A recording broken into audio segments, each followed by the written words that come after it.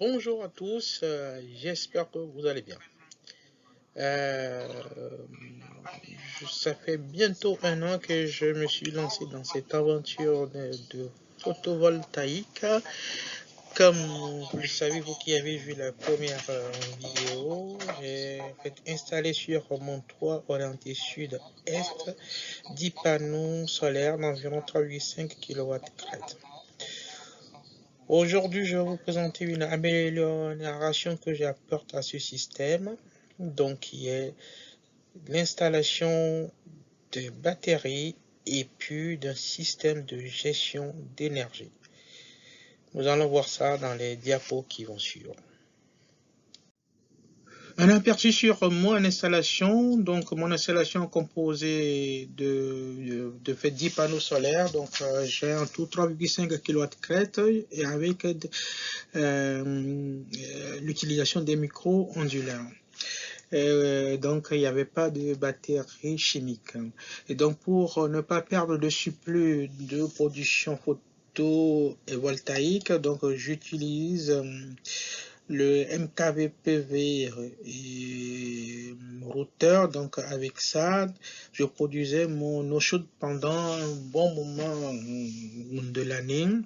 Et cette eau chaude non seulement sert à l'eau chaude sanitaire, mais aussi alimente les machines consommateurs d'eau chaude comme la machine à laver et le lave-vaisselle. Un focus sur ça et je rappelle que ce qui consomme le plus dans ces machines, c'est quand la résistance chauffante se met en route. Donc, en alimentant ainsi ces machines, j'inhibe le fonctionnement de la résistance chauffante et donc là, il y a une économie d'énergie qui est faite avec cette astuce. Donc, ça veut dire que j'avais ce qu'on appelle une batterie, une sorte de batterie thermique, on va dire, donc en eau chaude.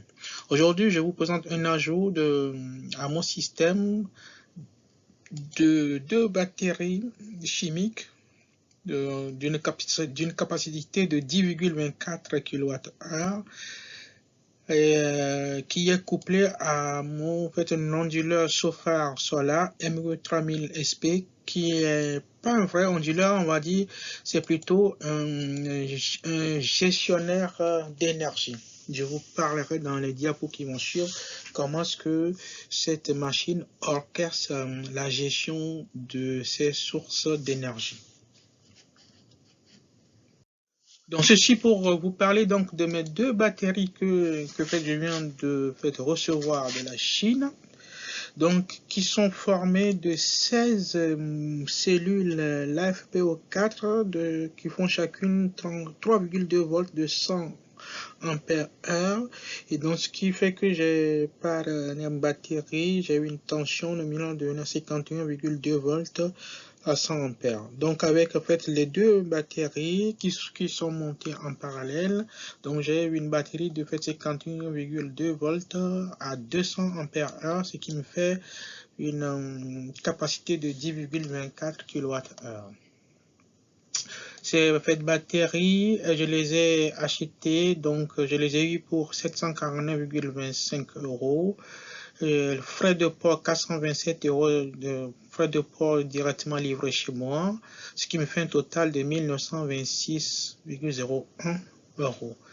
Ces batteries sont en fait équipées de leur BMS qui me permet de voir l'état de la batterie, l'état des cellules. Que dire, pour le moment je suis assez satisfait, on verra par la suite ce que ça va donner.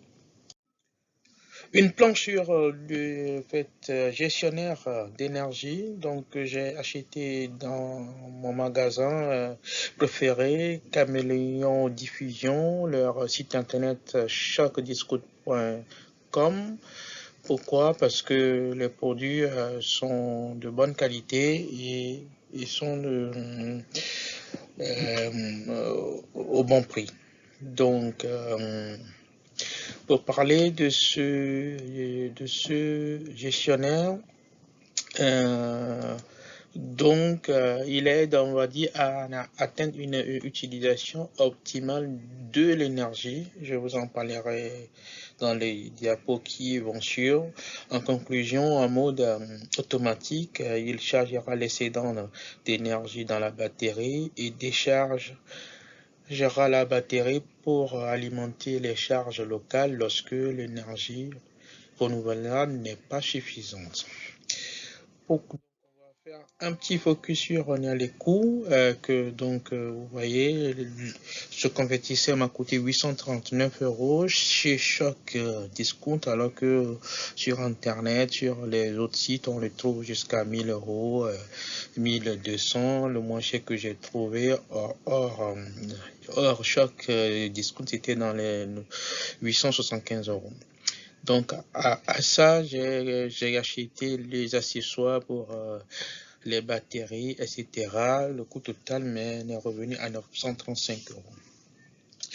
Et il faut dire que ce convertisseur est livré avec une clé Wi-Fi qui permet de voir les consommations de la journée, du mois, qui permet d'avoir une vision sur la production solaire, chose que moi en fait je n'avais pas avant parce que je l'avais installé. J'avais pas investi dans un moyen pour visionner ma production solaire. Donc avec ce convertisseur, je peux enfin voir combien produisent mes panneaux dans la journée.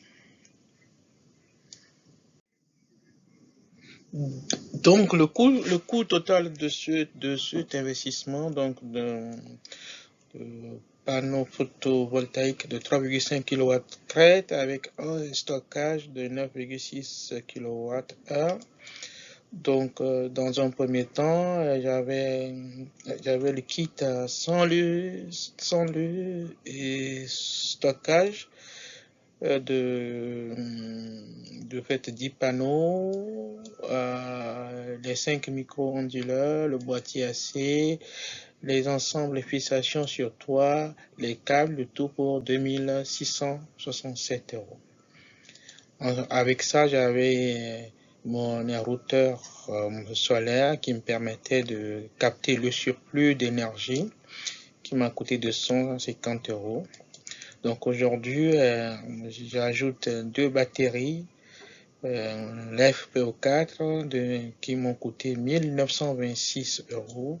À ça, on s'ajoute le coût du fait gestionnaire d'énergie avec les accessoires, câbles, batterie à 935 €.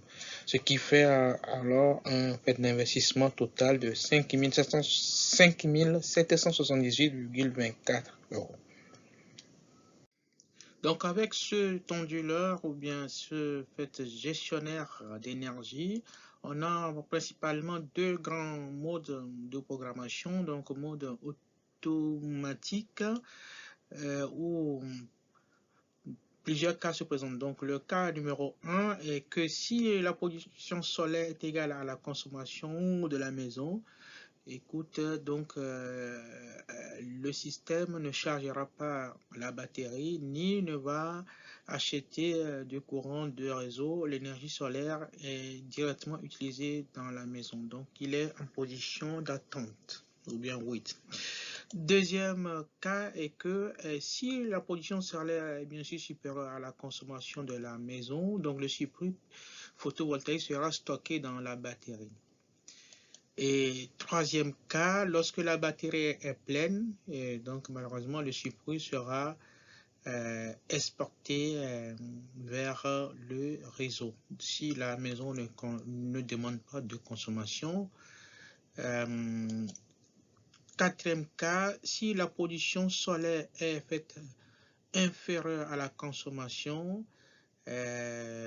donc ce fait de onduleur va décharger la batterie pour alimenter les charges en premier dans la maison. Et enfin, lorsque l'énergie disponible dans la batterie est inférieure à la consommation de la maison, Et cet onduleur va en fait importer de fait l'énergie du réseau et en même temps décharger la batterie en conséquence pour faire le complément. Dans ce mode, je pense que moi je l'appellerais mode été, ou soit on peut le laisser aussi en fait comme mode de programmation durant toute l'année. Donc sur cette planche, je vais vous présenter le deuxième mode de programmation que j'appelle mode hiver, que je mettrai à partir, que je mets maintenant d'ailleurs, et que je le programmerai à partir de octobre pour aller jusqu'à mars. Donc, heure creuse, heure pleine, vite fait, qu'est-ce que donc c'est? La période heure creuse, heure pleine est définie par le fait gestionnaire de fait réseau Enedis, donc ça dépend de fait chaque ville. Pour fait, ce qui ne me concerne, donc les heures creuses, c'est de 1h50 à 7h50 du matin, après c'est de 14h20 à 16h20. Il faut dire que donc l'utilisateur, donc on peut définir une période hors pointe, période de charge du soir, et une période cible état de charge pour mettre fin à la charge du soir. Ça veut dire quoi? Donc avec le